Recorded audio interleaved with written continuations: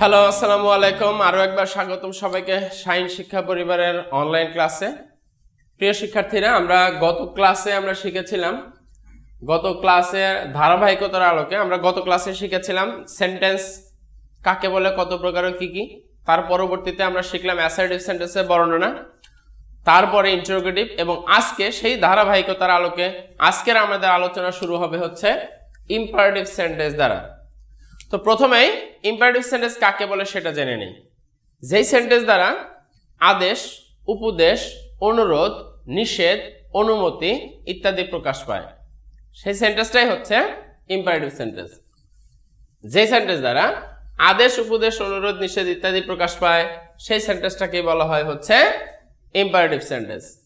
তাহলে imperative sentence যেমন আমি যদি বলি do not run in the সান, রোদ্রে দৌড়াদৌড়ি করো না, কি করলাম আমি? এটা নিষেধ করলাম। একইভাবে যদি বলি শাট দ্য ডোর, দরজাটি বন্ধ করো, কি বললাম? এটা আদেশ করলাম। একইভাবে please give me a glass of water, আমাকে দয়া করে এক গ্লাস পানি দিন, কি করলাম? এটা অনুরোধ করলাম। তাহলে এই যে বাক্যগুলোর দ্বারা নিষেধ, আদেশ, অনুরোধ করলাম, সেই জন্য প্রত্যেকটা বাক্যই হচ্ছে কি সেন্টেন্স? Imperative sentence. সাধারণত এই বাক্যগুলো ছোটরা যখন বড়দের সাথে কথা বলে বা বড়রা যখন ছোটদের সাথে কথা বলে, তখন সাধারণত এই জাতীয় বাক্যগুলোর অধিক প্রয়োগ লক্ষ্য করা যায়। আমরা যদি পরবর্তী স্ক্রিনে একটু লক্ষ্য করি, ইম্পারেটিভ সেন্টেন্সের একটা উল্লেখযোগ্য বিষয় আছে। সে বিষয়টা কি? ইম্পারেটিভ সেন্টেন্স সর্বদাই প্রেজেন্ট ইনডেফিনিট টেন্সের হয় এবং সাবজেক্ট হিসেবে ইউ উজ্জ্ব থাকে। আমরা অ্যাসার্টিভ এবং ইন্টারোগেটিভ সেন্টেন্সে দেখে আসছি, অ্যাসার্টিভ সেন্টেন্সের শুরুতে সাবজেক্ট থাকে, ইন্টারোগেটিভ সেন্টেন্সের সাধারণত অক্সিলারি ভার্বের পরে সাবজেক্ট থাকে সাধারণত, কিন্তু ইম্পারেটিভ সেন্টেন্সের বেলায় কি হয়? সাবজেক্ট ইউ, কিন্তু এটা সেন্টেন্সের প্রয়োগ লক্ষ্য করা যায় না। আমি যদি এই উদাহরণটিটা একটু লক্ষ্য করি তাহলে দেখব ডোন্ট রান ইন দ্য সান, রোদে দৌড়াদৌড়ি করো না, এই বাক্যটায় শুরুতে মূলত কি ছিল? ইউ ছিল, you don't run in the sun, কিন্তু আমাদের ইউ কে এখানে উজ্জ্ব করা হয়েছে। একইভাবে শাট দ্য ডোর, এই সেন্টেন্সটার শুরুতে কি ছিল? ইউ শাট দ্য ডোর, তুমি দরজাটি বন্ধ করো, কিন্তু ইম্পারেটিভ সেন্টেন্স হওয়ার কারণে এখানে সাবজেক্ট হিসেবে ইউ উজ্জ্ব আছে। একইভাবে please you give me a glass of water, এখানে ইউটা দেখা যাচ্ছে না। এটাই হচ্ছে ইম্পারেটিভ সেন্টেন্সের একটা বিশেষ বৈশিষ্ট্য, যে সেন্টেন্সের শুরুতে সাবজেক্ট ইউ, কিন্তু সেটা সবসময় উজ্জ্ব থাকে। এটাই হচ্ছে উল্লেখযোগ্য বিষয়। এবার ইম্পারেটিভ সেন্টেন্স আমরা কিভাবে চিনব? অ্যাসার্টিভ সেন্টেন্সের বেলায় আমরা পড়েছিলাম যে সেন্টেন্সের শুরুতে সাধারণত সাবজেক্ট থাকে এবং শেষে ফুল স্টপ থাকে, সেটা হচ্ছে অ্যাসার্টিভ সেন্টেন্স। ইন্টারোগেটিভ সেন্টেন্সের বেলায় আমরা পড়েছিলাম যে সেন্টেন্সের শুরুতে সাধারণত কি থাকে? অক্সিলারি ভার্ব থাকে অথবা ডাব্লিউএস ওয়ার্ডস থাকে এবং শেষে প্রশ্নবোধক চিহ্ন থাকে, সেটা হচ্ছে ইন্টারোগেটিভ সেন্টেন্স। ইম্পারেটিভ সেন্টেন্স চেনার উপায় কি? যে সেন্টেন্সের শুরুতে ভার্ব থাকবে, লেট থাকে, প্লিজ থাকে, ডু নট থাকে, নেভার থাকে, অলওয়েজ থাকে এবং শেষে কি থাকবে? ফুল স্টপ থাকবে, এই সেন্টেন্সটাই হচ্ছে কি সেন্টেন্স? Imperative sentence. প্রিয় শিক্ষার্থীরা, এই যে কথাগুলো বলা হচ্ছে এইটুকু কিন্তু অবশ্যই মুখস্থ রাখতে হবে, তা না হলে কিন্তু আমরা ইম্পারেটিভ সেন্টেন্স চিনতে কষ্ট হবে। আমি যদি এই জায়গায় আবার একটু যাই, এই এক্সাম্পলগুলো একটু লক্ষ্য করি। Do not run in the সান শুরু হয়েছে কি দ্বারা? ডু নট দ্বারা, শেষ হয়েছে কি দ্বারা? Full stop. এখানে শাট দ্য ডোর শুরু হয়েছে ভার্ব দ্বারা, শেষ হয়েছে ফুল স্টপ দ্বারা। এখানে please give me a glass of water শুরু হয়েছে প্লিজ দ্বারা, শেষ হয়েছে ফুল স্টপ দ্বারা।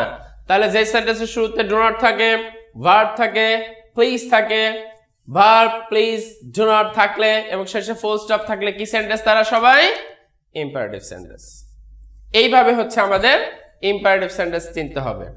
Dear learners, please let's move to the next section. আমাদের নেক্সট সেকশনে আমরা দেখতে পাচ্ছি কি sentence? Optative sentence. Optative sentence কাকে বলে? অপটেটিভ সেন্টেন্স হচ্ছে যেই সেন্টেন্স দ্বারা মনের ইচ্ছা বা প্রার্থনা প্রকাশ পায়, তাকে হচ্ছে অপটেটিভ সেন্টেন্স বলে। আরো যদি ভালো করে বলি, যে সেন্টেন্স দ্বারা কারো মঙ্গল কামনা করা হয়, কাউকে অভিশাপ দেওয়া হয়, সৃষ্টিকর্তার কাছে কোনো কিছু চাওয়া হয়, সেই সেন্টেন্সগুলোই হচ্ছে অপটেটিভ সেন্টেন্স।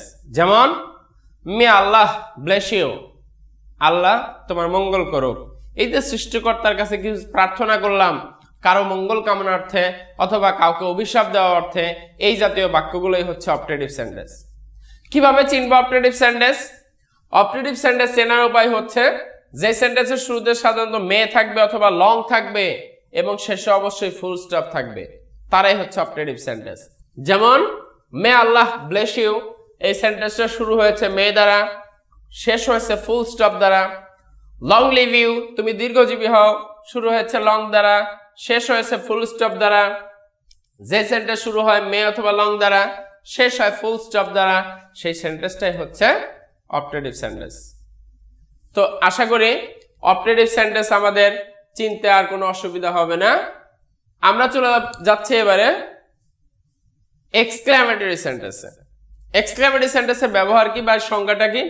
যে সেন্টেন্স দ্বারা আনন্দ, বেদনা, হতাশা, আবেগ, বিস্ময় ইত্যাদি প্রকাশ পায়, তারাই হচ্ছে এক্সক্লেমেটরি সেন্টেন্স।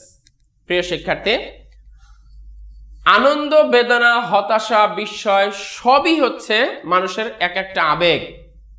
এক কথায় আবেগেরই বিভিন্ন ধরন হচ্ছে আনন্দ, বেদনা, হতাশা, দুঃখ, বিস্ময় ইত্যাদি। সেই জন্য খুবই গুরুত্বপূর্ণ এই তথ্যটা। গ্রামারিয়ানদের মতে এক্সক্লেমেটরি সেন্টেন্স চেনার উপায় হচ্ছে এক্সক্লেমেটরি সেন্টেন্সের ভিতরে অবশ্যই একটা আবেগ চিহ্ন থাকবে, নোট অফ এক্সক্লেমেশন থাকবে। যদিও কোনো কোনো বইতে দেখা যায় এক্সক্লেমেটরি সেন্টেন্সে একটা বিস্ময় সূচক চিহ্ন থাকবে, কিন্তু অনেক গ্রামারিয়ানদের মতে সেটা বিস্ময় সূচক চিহ্ন না হয়ে হওয়া উচিত আবেগ চিহ্ন। কারণ বিস্ময় হচ্ছে অনেকগুলো আবেগের মধ্যে একটি মাত্র, কিন্তু আরো অনেক আবেগ প্রকাশ করা হয় এক্সক্লেমেটরি সেন্টেন্স দ্বারা। যেমন এলাস আই এম আনডান, হায় হায় আমার সর্বনাশ হয়ে গেছে। এই যে শুরুতে এলাস, হায়, উহ, আহ, এই যে ছোট ছোট কিছু অনুভূতি মানুষ ব্যক্ত করে, এই জাতীয় শব্দগুলোকে পার্টস অফ স্পিচের ভিতরে অন্তর্ভুক্ত করা হয় ইন্টারজেকশনের মধ্যে। এক্সক্লেমেটরি সেন্টেন্স শুরু হয় বেশ কয়েকভাবে। একটা হচ্ছে এরকম ইন্টারজেকশন দ্বারা, এলাস, হায়, ফাই, ব্রাভো ইত্যাদি দ্বারা, এরা হচ্ছে ইন্টারজেকশন। ইন্টারজেকশন দ্বারা যখন কোনো এক্সক্লেমেটরি সেন্টেন্স শুরু হয়, ইন্টারজেকশনের ঠিক পরেই নোট অফ এক্সক্লেমেশন থাকে। কিন্তু যদি আমি ইন্টারজেকশনটাকে বাদ দেই তাহলে একটু লক্ষ্য করি থাকে শুধু আই এম আনডান। এই অংশটা কিন্তু অ্যাসার্টিভ সেন্টেন্স। অর্থাৎ অ্যাসার্টিভ সেন্টেন্সের শুরুতেই যদি এই ইন্টারজেকশন যুক্ত হয়ে যায় তাহলে এক ধরনের এক্সক্লেমেটরি সেন্টেন্স শুরু হয়ে যায়।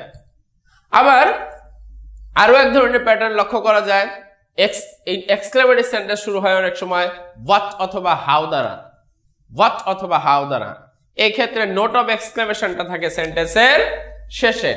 যেমন what a nice bird it is, what a nice bird it is শুরু হয়েছে হোয়াট দ্বারা, শেষ হয়েছে নোট অফ এক্সক্লেমেশন দ্বারা। এটা হচ্ছে এক ধরনের এক্সক্লেমেটরি সেন্টেন্স। প্রিয় শিক্ষার্থী, আমরা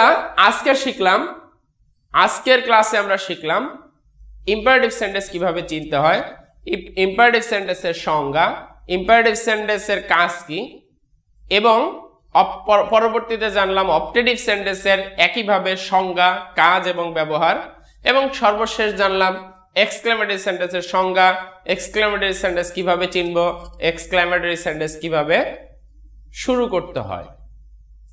আশা করি আজকের এই আলোচনাটা সবার ভালো লেগেছে।